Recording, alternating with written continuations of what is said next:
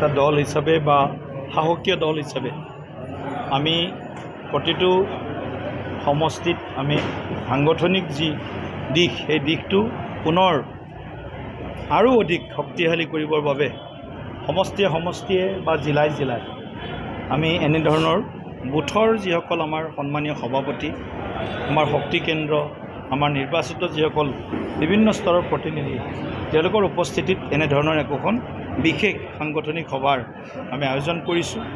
আৰু এই সভাৰ জৰিয়তে আমি কাৰ্যকৰ্তাসকলৰ গুৰুত্ব, দায়িত্ব, কৰ্তব্য এই সন্দৰ্ভত আকৌ এবাৰ তেওঁলোকক সজাগ কৰিছোঁ। আৰু ২৬ত যাতে এখন সুৰক্ষিত আৰু বিকশিত অসমৰ নিৰ্মাণৰ আমাৰ যি লক্ষ্য, সেই লক্ষ্যত যাতে আমি তৃতীয়টো কাৰ্যকালত ভাৰতীয় জনতা পাৰ্টীৰ নেতৃত্বত এখন NDA চৰকাৰ আমি গঠন কৰিব পাৰোঁ, তাৰ বাবে আমি সমষ্টিয়ে কাৰ্যকৰ্তাসকলক আমি দায়িত্ব দিছোঁ। আৰু তেওঁলোকেও এনেকুৱা সভাৰ জৰিয়তে সংকল্প গ্ৰহণ কৰিছে যে আমি আমাৰ অসম ৰাজ্যখনৰ স্বাৰ্থত আৰু আমাৰ খিলঞ্জীয়া মানুহখিনিৰ স্বাৰ্থত, আমাৰ ভাৰতীয় মূলৰ মানুহখিনিৰ স্বাৰ্থত আমি সকলোৱে একলগ হৈ এক পৰিয়াল হিচাপে আগন্তুক দিনত দলটোক আৰু অধিক মজবুত কৰিম। আৰু তাৰ কাৰণে এনেকুৱা ধৰণৰ বিশেষ সাংগঠনিক সভা আয়োজন কৰিছোঁ। আজি বিশ্বনাথত তিনিটা সমষ্টিৰ, বিশ্বনাথ, তাৰপিছত গহপুৰ আৰু আমাৰ বিহালী, তিনিওটা সমষ্টিৰ আমাৰ কাৰ্যকৰ্তাসকলৰ উপস্থিতিত মাননীয় আমাৰ জ্যেষ্ঠ নেতা সাংসদ আমাৰ ৰঞ্জিত দত্ত ডাঙৰীয়া, আমাৰ বিধায়কত্ৰয়ৰ উপস্থিতিত জিলা সভাপতি ডাঙৰীয়াৰ নেতৃত্বত আমি এই সাংগঠনিক সভাৰ আমি আয়োজন কৰিছোঁ। আপোনালোকে দেখিছে প্ৰায় ১,০০০তকৈ অধিক বুথৰ পৰা আৰম্ভ কৰি আমাৰ দলীয় আত্মীয় কাৰ্যকৰ্তাসকল ইয়াত উপস্থিত থাকি আগন্তুক নিৰ্বাচনৰ বাবে কঁকালত টঙালি বান্ধিছে। প্ৰশাসন প্ৰসংগ উল্লেখ কৰিছে যে বিজেপি দলে জুবিন গাৰ্গক হত্যা কৰাৰ নেৰেটিভ চলিছে, আচলতে এই নেৰেটিভ ক'ৰ পৰা চলিছে, কেনেকৈ চলিছে? আৰু লগতে কৈছে আপুনি নিশ্চিতভাৱে ৰাইজৰ যিটো মতামত, আমি ৰাইজৰ মতামতক সদায় সন্মান দিছোঁ।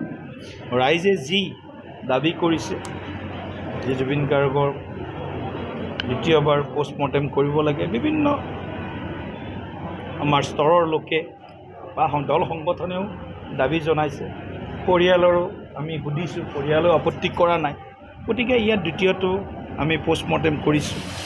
তাৰ লগে লগে সমাধি ক্ষেত্ৰ ক'ত হ'ব লাগে ৰাইজৰ লগত কথা পাতিছোঁ। তাৰপিছত আকৌ পৰিয়ালেও সন্মতি দিছে। তাৰপিছত আমি আমাৰ সকলোৱে জানে সোণাপুৰৰ কমাৰকুছিত আমি তেখেতৰ যি সমাধি ক্ষেত্ৰ, সেই সমাধি ক্ষেত্ৰ আমি নিৰ্মাণ কৰিছোঁ। SIT ততাতৈয়াকৈ SIT আমাৰ গঠন কৰা হৈছে। SITৰ পিছত এখন আমি দেখিছোঁ জুডিচিয়েল কমিশ্যন, এখন ন্যায়িক আয়োগো আমি গঠন কৰিছোঁ। তাৰ লগে লগে এতিয়া দেখিছে যে গোটেইখিনি কথাৰ কাৰণে, গোটেই তদন্তটো ক্ষিপ্ৰ কৰাৰ কাৰণে আমি আমাৰ যি ফাষ্ট ট্ৰেক আদালতৰ কথাটো যিটো আমাৰ চৰকাৰে কৈছে, সেই ক্ষেত্ৰত ন্যায়ালয়ক আমি আহ্বান জনাইছোঁ অতি শীঘ্ৰে আমাৰ প্ৰাণৰ শিল্পীগৰাকীৰ যি ৰহস্যজনক, সন্দেহজনক মৃত্যু, যিটো কথা সকলোৱে কৈ আছে, তেওঁ পানীত কেনেকৈ নামিল, কিয় নামিবৰ বাধা কিয় নিদিলে সেইটো সময়ত, ইত্যাদি যিবিলাক কথা ওলাইছে সংবাদ মাধ্যমত, আপোনালোকৰ মাধ্যমত, সামাজিক মাধ্যমত, গোটেই কথাবিলাকক মুখ্যমন্ত্ৰী ডাঙৰীয়াই গুৰুত্ব সহকাৰে লৈ আজি এই প্ৰতিটো পদক্ষেপ তেখেতে গ্ৰহণ কৰিছে। সেইকাৰণে আমি এই গোটেই বিষয়টোত ভাৰতীয় জনতা পাৰ্টীৰ পৰিয়ালে জুবিনদাৰ ন্যায়, এইটো কেৱল মাত্ৰ বিজেপি দলৰ নহয়, জুবিনদাক ভাল পোৱা সকলো ব্যক্তিৰ এইটো আহ্বান, কাতৰ আহ্বান। জুবিনদা যদি তদন্তত গোটেই কথাবিলাক পোহৰলৈ আহিব, যোনে তেখেতৰ এই মৃত্যুত বা ৰহস্যজনক মৃত্যুত কোনোবাই যদি ইয়াত সন্দেহজনক ভূমিকা বা দোষ কৰিছে, নিশ্চিতভাৱে চাৰ্জশ্বিটত SITয়ে তেওঁলোকৰ বিৰুদ্ধে নাম উল্লেখ কৰিব, কি দোষ কৰিছে গোটেই উল্লেখ কৰিব। সেইকাৰণে আমি কৈছোঁ যে চাৰ্জশ্বিটখন সোনকালে পানী নসৰকৈ যাতে কোনো দোষী সাৰি যাব নোৱাৰে, তাৰ কাৰণে অতি শীঘ্ৰে চাৰ্জশ্বিটখন আমি দখল কৰিবৰ কাৰণে আমি দাবী জনাইছোঁ। কিন্তু ন্যায়িক প্ৰক্ৰিয়া থাকে, আমি সকলোৱে জানো। চৰকাৰে ন্যায় নিদিয়ে, ন্যায় দিব ন্যায়ালয়ে। চৰকাৰে ন্যায় প্ৰক্ৰিয়াটোত SITক সহযোগ কৰিব, SITক যি লাগে সহায় চৰকাৰৰ ফালৰ পৰা এইখিনি কৰি আছে। গতিকে নিশ্চিতভাৱে আমি জুবিন দাই আমি সকলোৱে প্ৰাণে ভাবিছোঁ যে আমি জুবিন দাই হত্যাকাৰীকক বা তেখেতক হত্যাত প্ৰত্যক্ষ পৰোক্ষভাৱে জড়িত সকলোকে কঠোৰতম যিটো শাস্তি, দৃষ্টান্তমূলক যিটো শাস্তি দিয়াত ন্যায়ালয় বা SITয়ে যি অভিযোগনামা দিব তাত যাতে ক'তো পানী সৰকি নাযায়। বিজেপিৰ বিৰুদ্ধে হত্যাৰ অভিযোগটো কোনে আনিছে? আপুনি ভাষণত উল্লেখ কৰিছে কি ভাষণত আপুনি উল্লেখ কৰিছে যে বিজেপি দলে জুবিন গাৰ্গক হত্যা কৰিছে বুলি একাংশ লোকে নেৰেটিভ সৃষ্টি কৰিছে। এই নেৰেটিভটো কোনে সৃষ্টি কৰিছে? নহয়, বিজেপিৰ প্ৰতি এনেকুৱা এটা পৰিৱেশ আনিবৰ কাৰণে চেষ্টা কৰিছোঁ যেন বিজেপি দলে যেন জুবিন দাৰ মৃত্যুত কোনো সংবেদনা নাই, জুবিন দাক যেন বিজেপি দলৰ কোনো মানুহে ভাল নাপায়, এনেধৰণৰ নেৰেটিভ এটা কৰিব বিচাৰিছে। এনেকুৱাটো নেৰেটিভ ৰাজনীতি হৈছে এইটোতো আপোনালোকে মোতকৈ বেছি ভালকৈ জানে। সেইটো মোৰ মুখৰ পৰা কোৱাত কৰি আপোনালোকে যি কৈছে তেওঁলোকৰ নেতাবিলাকে যি কৈছিল, যদি এনেকুৱা ঘটনা হ'লেহেঁতেন বেলেগ ৰাজ্যত হ'লেহেঁতেন দোকান পোহাৰ জ্বলাই দিলেহেঁতেন। তাৰমানে অসমখন অস্থিৰ কৰিব লাগে, অসমৰ দোকান পোহাৰ ৰাজহুৱা সম্পত্তি জ্বলাই দিব লাগে, এই ধৰণৰ মন্তব্য পাকে প্ৰকাৰে দিছে। গতিকে এনেধৰণৰ এটা ৰাজনীতিৰ ত্ৰুটি সেকাৰ কাম এছামে কৰিছে। সময়ত উত্তৰ পাবই, কাৰণ আমি অসমৰ অন্যায় হোৱা, অসমৰ সম্পদ নষ্ট কৰা একো কাম কৰা নাই। অসমৰ সম্পদ জুবিন গাৰ্গৰ ন্যায় দিয়াত আমাৰ প্ৰতিজন কাৰ্যকৰ্তাই হৃদয়ৰ পৰা অন্তৰৰ পৰা বিচাৰিছে। এইটো কোনো আমাক তাতে প্ৰমাণ চাৰ্টিফিকেট নালাগে জুবিন গাৰ্গৰ অনুৰাগী আমি হয় নে নহয়, আমি সকলো জুবিন গাৰ্গৰ অনুৰাগী। ছাৰ বিহালী সমষ্টিৰ SC ৰিজাৰ্ভেশ্যন আছে আৰু দেখা পোৱা গৈছে যুৱ নেতা অৰুপ কুমাৰ দাসে সমষ্টিৰ বিভিন্ন প্ৰান্তত ৰাইজৰ মাজলৈ যোৱা পৰিলক্ষিত হৈছে। আৰু 2026 বিধানসভা নিৰ্বাচনত যুৱ নেতা অৰুপ কুমাৰ দাসে বিহালী সমষ্টিৰ পৰা টিকেট প্ৰদান কৰিব নেকি? চাওক, ছাৰ্ভেত যদি মই এতিয়া কোন অৰুপ দাস হয়তো সেইটো মোৰ ধৰিব টান হ'ব। ছাৰ্ভেত যদি কাৰ নাম আহে সেই কথাটো আলোচনা হ'ব। ছাৰ্ভেত যাৰ নাম আহিব, যাৰ জিকাৰ সম্ভাৱনা বেছি থাকিব, তেওঁৱেই প্ৰাৰ্থিত্ব পাব। বিজেপিত আমিৰ জুবিন যি শ্লোগানৰ কাৰ্যসূচী আছিল, এই কাৰ্যসূচীটো এতিয়া অনুৰাগীলৈ গৈছে। কেনেধৰণে কেতিয়াৰ পৰা আৰম্ভ? নাই, চাওক, আপোনালোকে যেতিয়া ভাষণ বা বক্তব্য ৰাখোঁ, আপোনালোকৰো এটা নতুন নীতি হৈছে যে কাটি কুটি কিবা এটা অংশ দিব পাৰোঁ নেকি।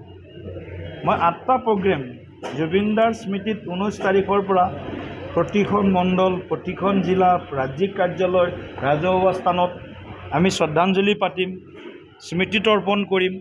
তাৰ পৰা আৰম্ভ কৰি ৰাজহুৱা ন্যায় বিচাৰি ৰাজহুৱা সমদল জুবিন গাৰ্গ ডাঙৰীয়াৰ স্মৃতি যুগমীয়া কৰাৰ কাৰণে এজোপা নাহৰ গছৰ পুলি ঘৰত বা ৰাজহুৱা স্থানত আমি ৰোপণ কৰিম। জুবিন দাৰ এটা স্মৃতি যুগমীয়া কৰাৰ কাৰণে প্ৰতিমূৰ্তি প্ৰতিটো সমষ্টিত আমি প্ৰতিষ্ঠা কৰিম। কোনো ৰাইজৰ পৰা এটাইতো লিখি দিলে ৰাইজৰ পৰা চান্দা লৈ কৰিব বুলি, এটা দলে কৰি দিলে। মই স্পষ্ট কৰি দিছোঁ, কোনো ৰাইজৰ পৰা চান্দা বিচাৰি প্ৰতিমূৰ্তি নিৰ্মাণ নকৰে বিজেপি। জুবিনদাৰ কোনো কাৰ্যসূচীত বিজেপি দলৰ কাৰ্যকৰ্তাসকল বাদ দি বা আমাৰ জনপ্ৰতিনিধিসকল বাদ দি নিৰ্বাচিত বিজেপি দলৰ কাৰো ৰাইজৰ পৰা আমি পইচা নুঠাওঁ। এনেকুৱা ধৰণৰ আমি প্ৰতিমূৰ্তি স্থাপন কৰিম, একোখন সংগীত বিদ্যালয় স্থাপন কৰিম, আমি একোখন ফুটবল প্ৰতিযোগিতা পাতিম, যিহেতু প্ৰতিযোগিতা নহয়, ফুটবল মেচ, যিহেতু জুবিনদাৰ ফুটবল ভাল পাইছিল। কিছুমান স্থায়ী কাম জুবিনদাৰ স্মৃতি যুগমীয়া কৰাৰ কাৰণে আমি আগবাঢ়িছোঁ। কিন্তু তাৰ পৰা মাত্ৰ এটা বিষয় ল'লে, ময়ো জুবিন আমিও জুবিন, আপোনালোকে লৈছে, আপোনালোকৰ মাজৰ কোনোবাই লৈছে, তাৰপিছত আপোনালোকে উদৰণি কৰিছে। সেইটো কোৱাৰ পিছত মই যেতিয়া ফেচবুকত পষ্ট দিছোঁ, 3:40 না 3:45 প্ৰেছ মিট কৰিছোঁ, 4:15 মই এইটো ঠিক কৰি আকৌ যিটো স্পিৰিটটো যিহেতু বুজাত অসুবিধা হৈছে, ময়ো জুবিন মই জুবিন হ'ব পাৰোঁ নেকি? আমিও জুবিন আপোনালোক জুবিন হ'ব পাৰে নেকি? আপোনালোকো জুবিনদাৰ অনুৰাগী, আমিও জুবিনদাৰ অনুৰাগী, ময়ো জুবিন ময়ো জুবিনদাৰ অনুৰাগী, আপুনিও জুবিনদাৰ অনুৰাগী। এই কথাটোতো বুজিব পৰা কথা, কিন্তু নেৰেটিভ লাগে, TRP লাগে, তাৰ কাৰণে এইবিলাক কথা কৰে। কিন্তু আপত্তি একো নাই। আধা ঘণ্টা পিছতে মই এইটো আকৌ নেৰেটিভটো ময়ে শুদ্ধ কৰি দিছোঁ। আপোনালোকে যিটো নেৰেটিভ চলাইছিল, সেই নেৰেটিভটো যাতে দীৰ্ঘ সময় জীয়াই নাথাকে। এনে ছ'চিয়েল মিডিয়াত এতিয়া দেখিছোঁ জুবিনদাৰ গোটেই কথাটো জীয়াই আছে, জীয়াই ৰাখিব লাগিব আমি। সকলোৱে জীয়াই ৰাখিব লাগিব। জাষ্টিছ ফৰ জুবিন দা এইটো কেৱল অন্য কাৰোবাৰ এইটো হেছটেগ নহয়, ইয়াত হাজাৰ হাজাৰ বিজেপি কৰ্মীও ইয়াত সোমাই আছে। জুবিন দাই জাষ্টিছ পাব লাগে, কিন্তু এনেকুৱা নেৰেটিভ কৰে যেন এই জাষ্টিছ ফৰ জুবিন গাৰ্গত যেন বিজেপিৰ কোনো কাৰ্যকৰ্তাই নাই, এনেকুৱা ধৰণৰ নেৰেটিভ কৰিব বিচাৰে। গতিকে চৰকাৰখনক টানি অনাৰ কাৰণে যিটো চেষ্টা কৰিছে, চৰকাৰখনক টানিবও লাগিব, কিন্তু চৰকাৰখনে যদি কিবা ভুল কৰে তেতিয়া দেখাই দিয়ক। চৰকাৰখনে যিখিনি পাৰে মুখ্যমন্ত্ৰী ডাঙৰীয়াই কৰি আছে। গতিকে বিৰোধী দলৰ নেৰেটিভ, এই তেওঁলোকৰ নেৰেটিভটো ওলাই যাব সময়ত। এইটো যিটো কিছুমানে তেওঁলোকে মানে মুখ্যমন্ত্ৰী ডাঙৰীয়াই কৈছে সেইদিনা যে গতিকে কেতিয়াবা কিছুমানে মানে অতি জুবিন, যিবিলাকে জুবিন গাৰ্গৰ গানো এটা শুনি পোৱা নাই জীৱনত, তেওঁলোকে যেতিয়া ঘটনা হৈছে, এই ঘটনাত কিমান ধৰণৰ মানুহ ক'ত কেনেকৈ জড়িত হৈছে জানে। জেনেৰেল অৰ্গেনিক জুবিন অনুৰাগী আমি যিসকল আছোঁ, আমি যিসকলে ভাল পাওঁ জুবিন দাক মনে প্ৰাণে, সম্পদ হেৰাইছোঁ আমি, এই দুখৰ সময়ত এছামে ৰাজনৈতিক ৰুটি সেকাৰ কাৰণে চেষ্টা কৰিছে। সেইটো অসমৰ ৰাইজে মই ভাবোঁ ৰাজনৈতিক ৰুটিটো তেওঁলোকৰ সেকিব নোৱাৰে।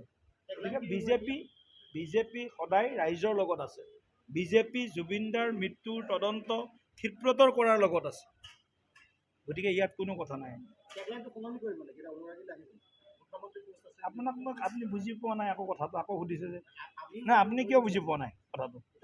নাই আপোনাকতো কালিয়ে মই ক'লোঁ টেগলাইন মোৰ ফেচবুকত 3:40 ফেচবুকত মই সলনি যিটো দিছিলোঁ 4:20 নে 4:25 মই এইটো ৰাইজে যেতিয়া ক'লে মই জুবিন অনুৰাগী নহয়, মই জুবিন নহয়, আমি জুবিন নহয়, লগে লগে অনুৰাগী শব্দটো স্পিৰিটটো সেইটোৱে আছিল।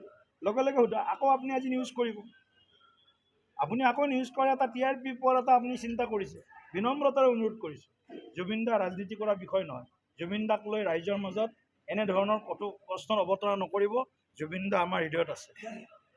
জুবিন দাক ন্যায় দিয়াটো আমাৰ প্ৰতিজন বিজেপিৰ কাৰ্যকৰ্তাৰ মন প্ৰাণত আছে। গতিকে আপোনালোকে যিটো কৰিব খুজি আছে নহয়, অসম ধ্বংস কৰিব বিচাৰিছে, আপোনালোক বুলি মানে সকলোকে কোৱা নাই, এটা বা দুটা বিশিষ্ট সংবাদ মাধ্যমক কৈছোঁ। ন্যায়পালিকাৰ ওপৰত বিশ্বাস নাই নেকি? সম্পূৰ্ণ বিশ্বাস। ন্যায়পালিকাই ন্যায় প্ৰদানত কোনো যাতে হাৰি যাব নোৱাৰে, সেই ব্যৱস্থাটো একেবাৰে কঠোৰতম ব্যৱস্থা ন্যায়পালিকাই গ্ৰহণ কৰিব লাগিব। যিকোনো খবৰৰ বাবে যোগাযোগ কৰক 7099017330 লগতে 7099017110 নম্বৰত।